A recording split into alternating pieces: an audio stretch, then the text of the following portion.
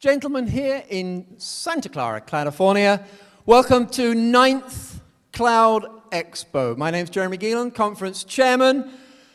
You will see enough of me, so I will make this very brief, but let us just set the scene for 9th Cloud Expo here in California. Let us also welcome those who are following this out there on the World Wide Web via the 2 million pages now at syscon.com and ulitzer.com. Good morning, audience out there, or good afternoon, or good evening, wherever you may be. When we began Cloud Expo 9 conferences ago, I will confess, cloud computing was distinctly a verb. Actually, it was distinctly a noun. I completely spoiled that. It's now a verb, which is what we're going to try and prove in the next 4 days. We're trying to prove that it's no longer something that we need to define. It's something we need to talk about: the how, the where, the who, the when. And the answer to the when question is as soon as possible. So let's not waste any time. Let's give a thunderous round of applause to our opening keynoter. We have a keynote each day, remember. Tyler Jewell, VP of Cloud for Oracle. Tyler. Knock it out.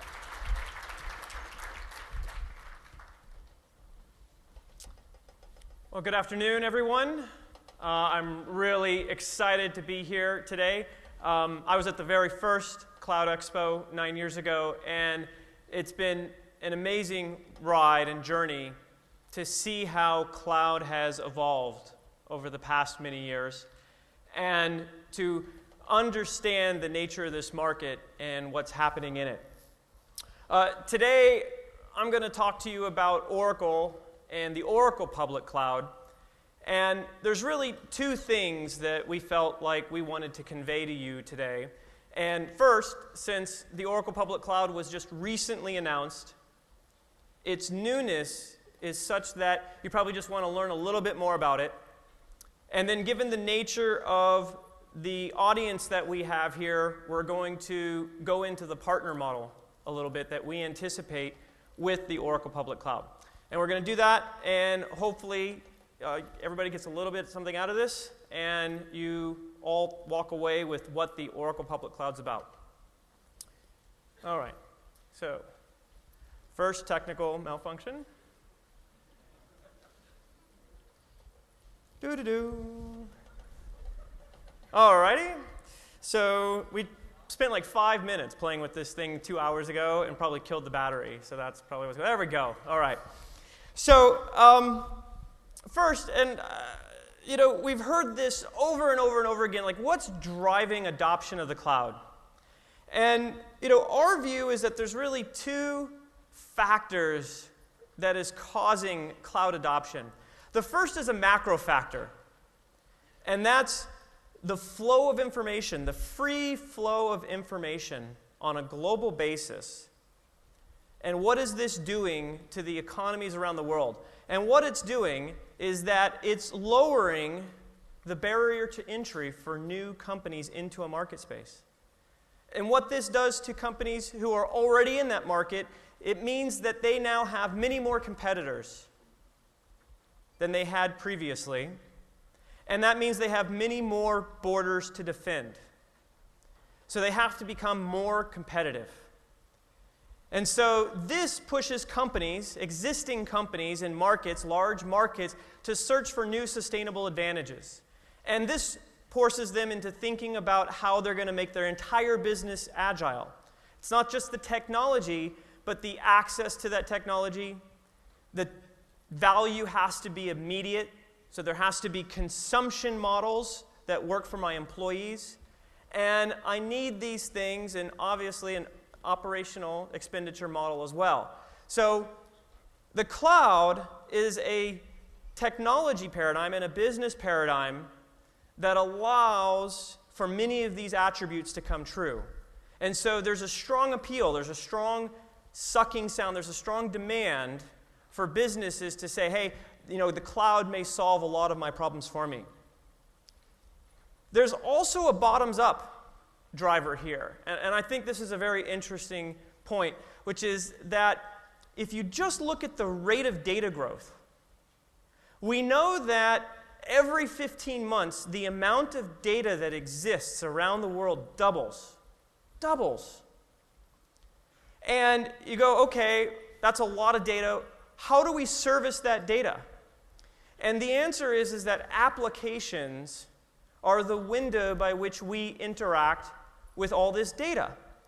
So if the world's data is doubling every 18 months, then what does this mean for the number of applications that have to exist in the coming years?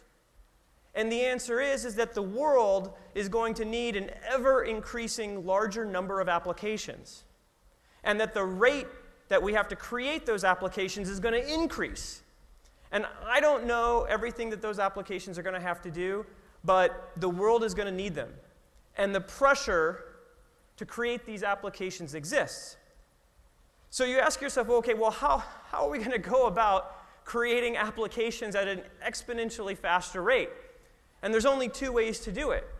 One, we could either grow the developer population around the world at a same rate, and that doesn't seem very possible. Or two, we find a way to make building an application incredibly fast, so that the more complex the application is, the faster we can build it. And this is interesting because this is where cloud comes in that the cloud is an automation system. It's a provisioning system. And if you look at the total amount of time that goes into building an application, a huge chunk of it is provisioning. Another huge chunk of it is management. And the cloud offers an ability for application creators to take that time down to zero. We can eliminate whole chunks of this pie.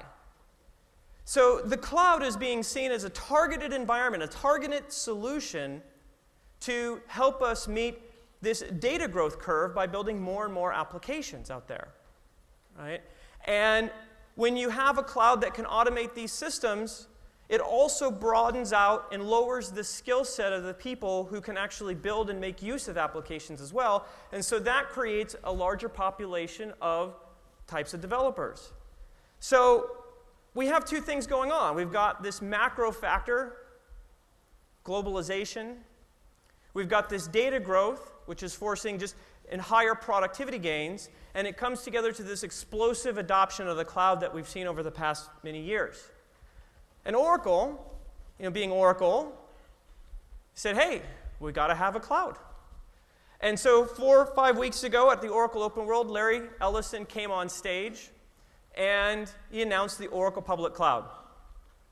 And I'm going to talk a little bit about that today, and we're just going to walk you through what it's about and how we're thinking of it. So the first thing that many people didn't know is that 9 of the top 10 clouds around the world are built on Oracle technology. We've been powering the world's largest clouds for over a decade. We know a lot about what it takes to make a cloud run. We know that because we've been running our own cloud for 12 years, since 1999.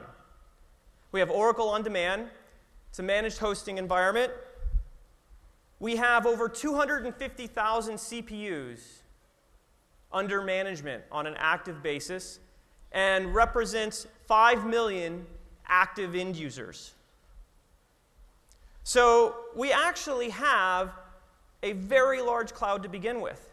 And we have the operational and support pedigree to go and do something of a significant size. And so when we started looking at what a public cloud might look like, we recognized that what we wanted to do was to bring the breadth and depth of the Oracle technology stack into a public cloud environment on a subscription basis in a self-serve consumption model. So where our Oracle On Demand is focused on a managed hosting environment where customers can buy their own licenses and buy their own support and then hand it to Oracle for management.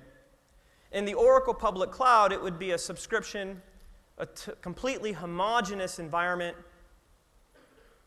under strict control, but with heavy automation, and so therefore heavy productivity based upon Oracle technology. And so here's the Oracle public cloud. These are the services that we're offering. In the vernacular that we're all accustomed to, it's not an infrastructure cloud. It's a platform cloud, and it's an application cloud, but it's not an infrastructure cloud. So you're going to see from us platform services to help you build applications quicker. You're going to see business applications and then mechanisms to extend those business applications and those environments in meaningful ways. The top row here is focused on applications. Fusion CRM is a sales and marketing cloud. Fusion HCM is a HR cloud to empower your employees. Talent is a recruiting cloud. And the Oracle Social Network is a collaboration suite available to the application users that allow you to do contextualized communications both with your employees, your partners, and your customers. All of these application services are built on our platform services. And our platform services are based upon the Oracle Database Service, which is based upon the Oracle Database, the Java Service, which is based upon WebLogic, the Data Service, which is an integrated set of syndicated content that applications can use to enrich their capabilities, and a Security Service, which provides identity management in the cloud federated with other identity systems, probably ones that are on-premise. With our cloud, we have these very basic application and platform services. It's in a self-service model, but it's not a utility-based pricing model. Our pricing model is subscription-based, which is very different.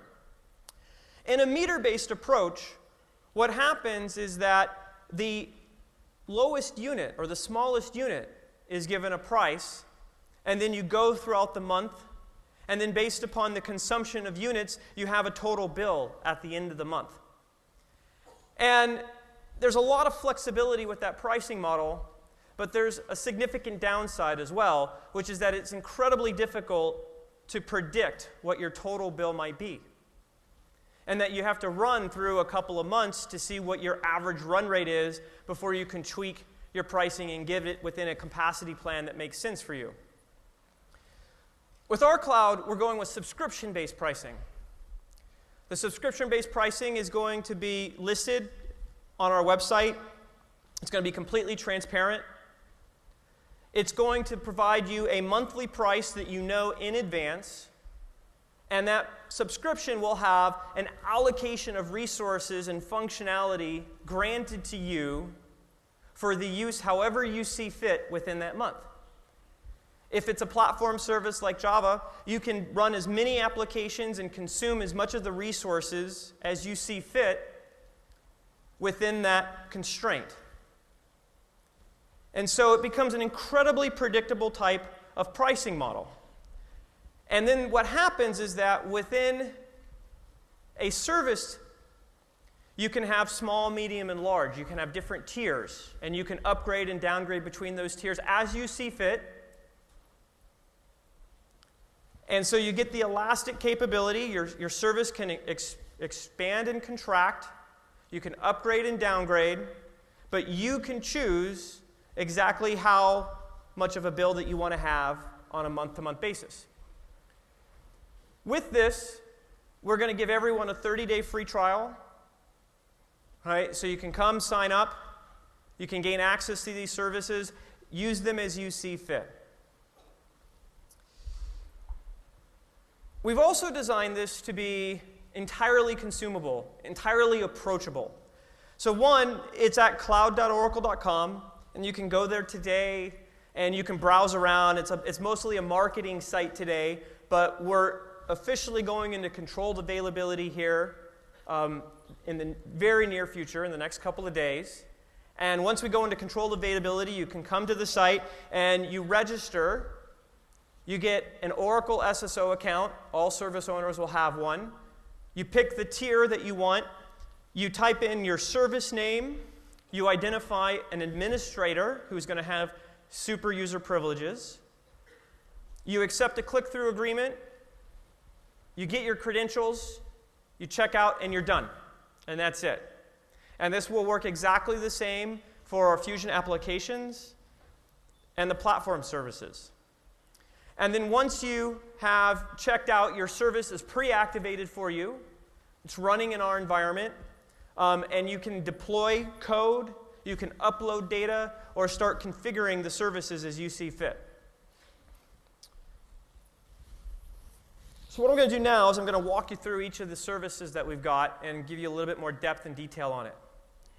So we're going to start at the bottom with the database service. What's interesting about what we're doing here, it is the full Oracle database product. It is not a variation. It's the very same one that we license to customers. And what we do is we give each tenant, each customer, a dedicated schema. They get a dedicated schema in this massive database running in the cloud, and that schema is completely isolated. And you can create as many tables as you see fit and insert your data into those tables. And the schema gives you full SQL capabilities. And you can also run PL SQL against it as well. And it's entirely portable. You can move your data on-premise to the cloud or from the cloud to on-premise and back and forth, and your applications will run. In addition to this, in the database cloud that we give you, you get an Apex development environment. It's hosted inside the cloud. And Apex is a rapid development framework that allows you to quickly do a variety of productivity web applications based upon PL/SQL, but using a higher order language, and you can rapidly create a whole set of basically data-driven applications. And it's provided as part of the service that's there. Okay. You then move up to the Java service. And the Java service is based upon WebLogic. It is a full Java EE standards-based cloud. When a service owner or a developer comes and subscribes to get the Java service, what we do is we go and create a dedicated cluster for each customer. Each customer gets their own dedicated cluster of Java instances. And your cluster can have 1, 2, 4, conceptually many instances or nodes within that cluster.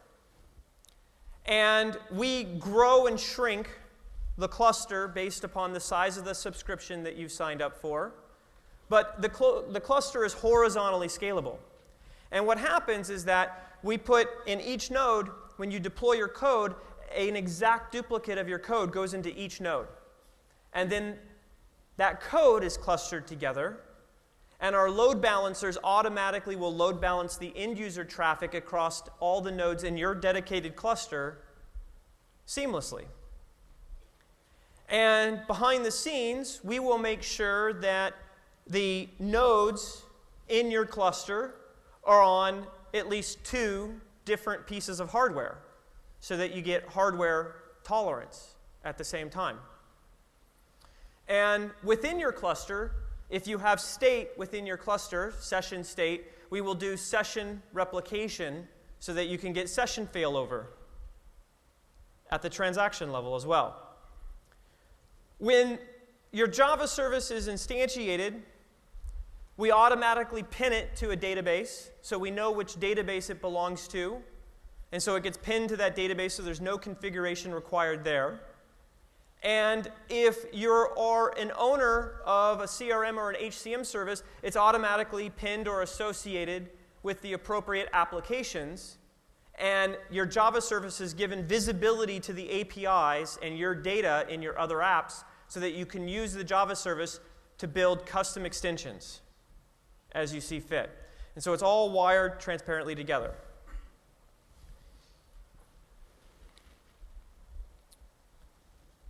Next up is CRM.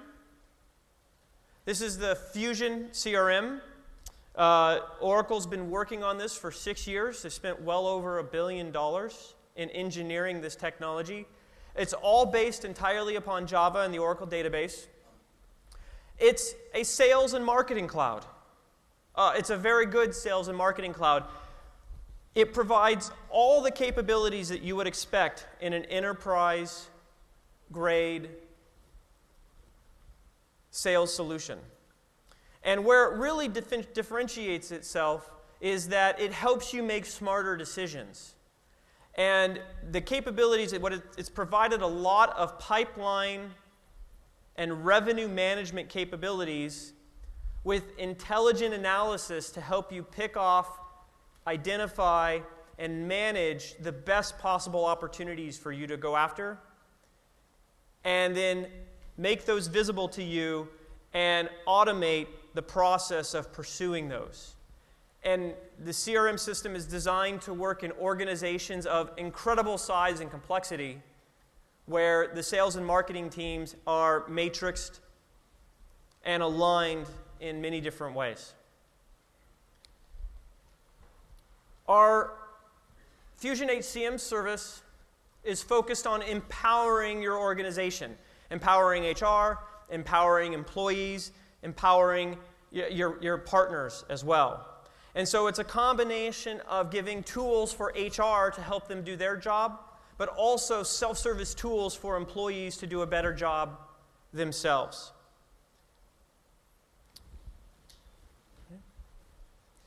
The Oracle Social Network. It's a great collaboration solution. I've used this. I'm using this day in and day out now. And in addition to it being, kind of an incredible visual display of your social streams that are coming into it, what the Oracle Social Network does for you is that it integrates with all your Oracle applications, and it gives you contextualized threads based upon the activities that you're doing in your other products. So if you're in CRM and you kick off an opportunity and you want to have a thread about that opportunity, you can kick off a thread and that thread is isolated to that context. And you can do on-demand conversations that not only include your team, but also non-team members as well. So you can bring in a customer or a prospect or possibly a partner, invite them into a temporary conversation, have that conversation in the context of some objects that you've had there, and then wrap up that conversation when it's time to have closure, archive it, and make it searchable. And so it's very conducive to the sales cycle. It's very conducive to the product launch cycle. It's very conducive to project management cycles. Okay, the data service. Applications are only as good as the intelligence and the information they're able to present out to the outside world. And so you may have a whole set of data that is probably surfaced from your sales and marketing applications, but there's a lot of intelligence that you can blend in with that. And so that intelligence can come from organizing data from trusted sources like Dun & Bradstreet, which gives you intelligence about the world's top companies. You can get sentiment analysis from data sources in social mediums like Facebook and Twitter and LinkedIn, based upon what is being said at this point in time. And then you can take authoritative data, factual data, about demographies from around the world, and then merge it all together, integrate it so that there is a data structure that is navigable, and then surface that data to the right audience. So if you're a sales guy, you want to be able to use this repository to mine information to help you make smarter decisions. If you're a developer, you might want to have access to this repository as a way to customize the nature of your application that's there. All right. So I'm going to do two more things. I'm going to talk a little bit about what's powering our cloud, and then I'm going to talk about the partner model, because one of the reasons we came here today is to begin the work of establishing alliances and business development opportunities with our cloud. First, in order to make it an enterprise cloud, there's a whole series of shared services that we had to provide. Now, these are not a for-sale item. These are empowering or enabling the services that we already spoke about, and they're provided as part of the solution that you get. And there's a number of components here, and we think that it's the nature of these components that really make the difference between an infrastructure cloud and a platform cloud, and also the differences between the value proposition for a small organization and a large one. So the first is the cloud development and development experience. On one hand, we're obviously going to make the Java capabilities and database capabilities available in all the popular IDEs. And at launch, we're going to have support in Eclipse, JDeveloper, and NetBeans.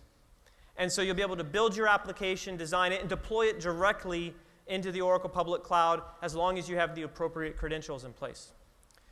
But where this gets really interesting is that, remember, we believe that the cloud is so popular because of the automation that it brings. And that ultimately we think at the development layer, it's about building more complex applications faster. More faster, more faster. And so the real power of the cloud happens when you can start creating cloned environments. And so the cloning environments is taking an entire application, its data set, and all the tools in support of that, which are all running in the cloud, and then say copy. And create a whole new duplicate of that, assign a new development team to that duplicate, and they've got their test framework already configured, their IDE is set up, the code is there in the hosted code repository, the applications are running, you've got a copy of the data, and now, in order to get this second application running, you just have to customize what is already there, right?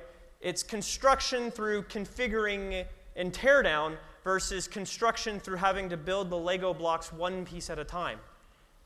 And you start doing that, and the productivity gains start to mount up on each other. So we're doing a lot of work to make this basic environmental management and cloning a fundamental component of what's going into where we're taking this cloud. The next part is security and identity management. We are running a massive shared identity management infrastructure behind the scenes. And what happens is that every customer who gets a subscription, they get their own shared identity management space. And it's isolated off from all the others. And you can put your users into that space. You can manage their privileges in that space. And you will also be able to federate that shared IDM space with an on-premise IDM repository that you have as well, so that you have a single version of the truth, a single representation of users, and those users can have privileges that span visualizations and functions of services in the cloud and services on-premise. The integration service today is a mechanism by which we facilitate integrations between tiers inside the cloud, but by the middle of next year, we're going to have an integration as a service capability, and what it will allow you to do is pick any enterprise information source behind your own firewall, link to that, associate an adapter to it, and then begin the process of moving data in and out with the other endpoint, some aspect of an Oracle public cloud. So you'll be able to cleanly move in using service bus technology data and do the same thing for moving it out. And then layered on top of this with a very wide range of adapters covering a broad set of EIS systems will then be an orchestration as a service capability, a BPM service, business process management, in the cloud as well, so that you can begin to do very complex, sequenced workflows between service entities. We also have an enterprise repository service, and what this does is it allows each customer to take their extensions and customizations at the application tier and at the platform tier, package those up as a deployable unit, and then register those into an internal directory. And so those extensions can be visualized by other services in your realm, or in the future we'll make it possible for partners and third parties to externalize those extensions and make those visible for other people outside the realm to make use of as well. In addition to this, every service has its own management console in the cloud as well. So when you log in and make use of your subscriptions, at any point in time you can launch an enterprise manager console that has been customized for use in the cloud, and you can visualize all your services and then use that console to do diagnostics, monitoring, lightweight subscription management, configuration management. And it runs entirely in the browser. It's an HTML-based application, and it's the same technology that's used to run Oracle Enterprise Manager, which is the technology that many of our customers use to manage their database and Oracle products within their own environment as well. We do virus scanning of anything that's uploaded into the cloud, whether it's data or code, and we whitelist to make sure that any code or extensions that are uploaded are not violating any APIs. There are certain things you just can't do in the cloud, so we make sure of that. And so we're just trying to automate as much of the work up front to make the deployment process as simple as possible. Okay, high availability. Everything we're doing is highly redundant at the hardware level and at the software level. We are starting off with a data center in Austin, but adding a replication data center in the Midwest as a second one that's there. Within a data center, we have redundant components all the way through.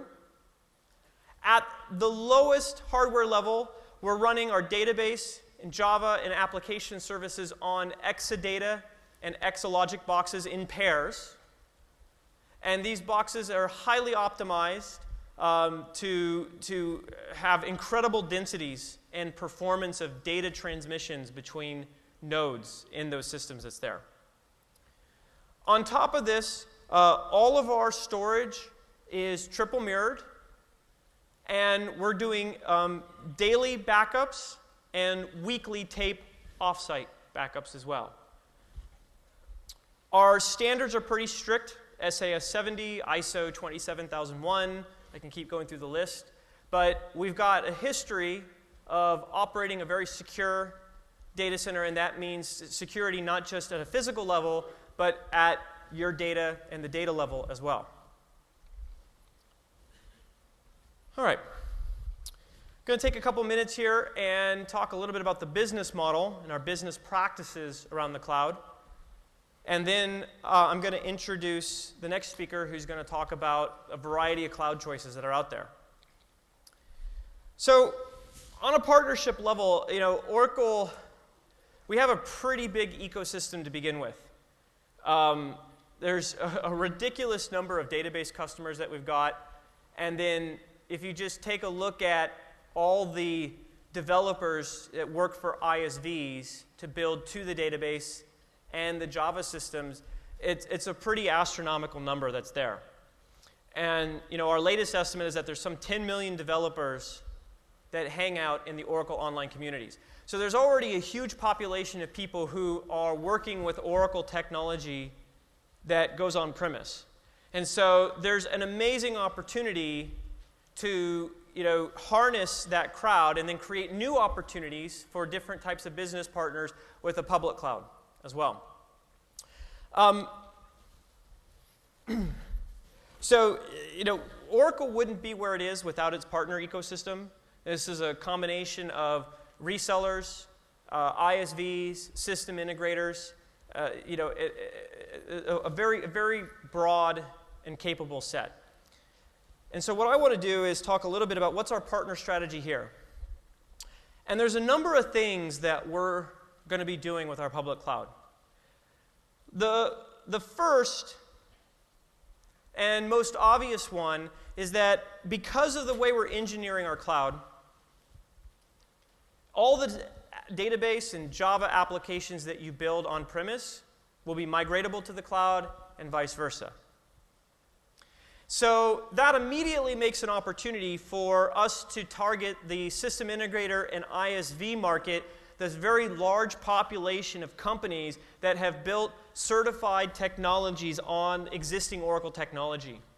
And the first thing we're going to do is we're going to come up with a deployment program to enable those partners to get certified with the public cloud as a deployment target, so that they can then turn around to their customer base and say, hey, we are a certified Oracle deployment capability, and now you can either deploy us in their cloud or on-premise. So that's the first option. The second option is that the cloud will be a hosting environment for ISVs to build their own clouds over time. So our goal here is that we're going to make the Oracle Public Cloud a complete hosting environment for ISVs to build and deploy their own cloud services out to the external world. And there's two models with that. One model is that they completely hide us, abstract the Oracle Public Cloud, and they make themselves available. They are the front-facing interface to the world, but we're the runtime underneath. And then the second model is, hey, we have a cloud service here, but that we're going to be a pass-through provider, and our customers need to purchase a subscription from Oracle. But after they purchase the subscription from Oracle, they give certain privileges back to this partner who can then manage and provide their own services as part of that. So there's a couple of combinations of things that can happen there. The next part is that we're going to enable our distributors and resellers with distribution and resell capabilities, so that they can become point-of-sale advocates for these cloud services themselves. And then the next part is where, went too fast. The next part is where some of the power of the cloud gets really creative here. So in addition to all of this, there's a whole white space capability that becomes really interesting. And this white space capability happens either at the operations, the developer extension, right, or the application tier. And what I mean by white space capability is that there is now a whole market of service providers who are cloud services themselves that provide some microcosm or some micro-functional capability out there. And I like to use logging or email as a simple example of this, in that there are companies out there that are doing logging as a service, and they do it very well. And their focus is, logging of many applications simultaneously, high throughput of log messages, better search, better filter, whatever it is. There's lots of ways for them to differentiate themselves as just providing a log service. It's a service itself is hosted somewhere else. And what's exciting about this is that, with cloud services, we know what the interfaces are to these things. And so there's no reason why we can't automate the provisioning and the incorporation of these third-party services into your own. So if you're a developer, you come along, you've written your Java application, why should you take the time to go and write in all this manual logging capability when you could just go to a partner who has a great service? It's probably got a monthly fee itself or some sort of pricing model they've come up with, and you want to just add that in. And the great thing about clouds is that we can do that.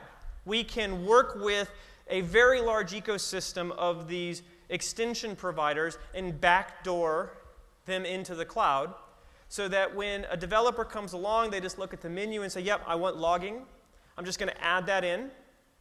And when you add it in, behind the scenes, what we do is we go and connect to the logging service. We'll provision you an account. We will update your code in our cloud, because you have to add in some libraries. We'll make sure that your code knows how to call your now tenanted logging capability. And we will take care of the billing for you as well. We'll just add it to your bill, pass that through, so that now the only interaction you have to have with this third-party service is to do the logging capabilities that you wanted. And it's a full life cycle, so at any point in time you could say, I'm done with that. Let's decouple that. Let's get that out of my system. Right? So these capability sets, these extension capabilities, they happen at the operations level: configuration management, change management, release management. They happen at the developer level. It's all the things that developers need to be more productive. And it happens at the life cycle level. It's the things that help the creation and destruction life cycle be a little bit more productive out there. So it's collaboration solutions, continuous integration servers, reporting capabilities, goes on and on and on. So in addition to all that, we're going to have this capability whereby partners can register themselves, get their services listed, and we'll go to market together. We will co-sell together with that. You then add all this up, and then the last thing that's there is that we have to put a great showcase catalog. We'll put a great catalog out there so that no matter what kind of partner you are, a VAR, a VAD, system integrator, an ISV, an extension provider, or just a regular application that you want to promote as a service, we'll make it easy for people to see this, identify it, consume it, all part of the Oracle Public Cloud. So it's a pretty ambitious effort on our part. And we're pretty excited here. We're just now getting into the partner work. The announcements that I've got today are that, as of the end of this week, we're going into controlled availability. We're pretty excited about that. Controlled availability for us is going to happen over a number of months. During the controlled availability period, services will be free. For those people who want to get access to these services, you need to go to cloud.oracle.com and register. Once you get registered, you'll get into a queue, and we're going to be releasing capacity in batches over the next many months. In addition to this, we're seeking out partnerships. Just email me directly. We're really responsive. We like email. Everybody likes email. So definitely want to hear from you guys and see what options and ideas you've got. And right now, our target is we will probably go general availability with this system sometime next year. But the exact date hasn't been specified. As with any cloud system, it's all about the reliability of it. So our push, to turn this thing on and make it widely available is driven by support, operations, and reliability factors, not by revenue or other market pressures that may be out there. So we're taking a very kind of steady approach to that. As we get through the rest of next year, in addition to shipping the service, we're going to launch a number of additional services. You'll see us bring the rest of our applications portfolio. We have teams working on taking that applications portfolio and working its way into the public cloud. You'll see additional middleware elements, both at the database tier and at the Java tier, be packaged up and made available as cloud services. And you'll see us look at and announce what our plans will be for international expansion and regional locales in addition to that. So with that, I want to thank you all for being a great audience. This is a great event. I've been here a number of years. I know Jeremy and the SysCon crowd, they've been terrific hosts. I hope you guys have a great event.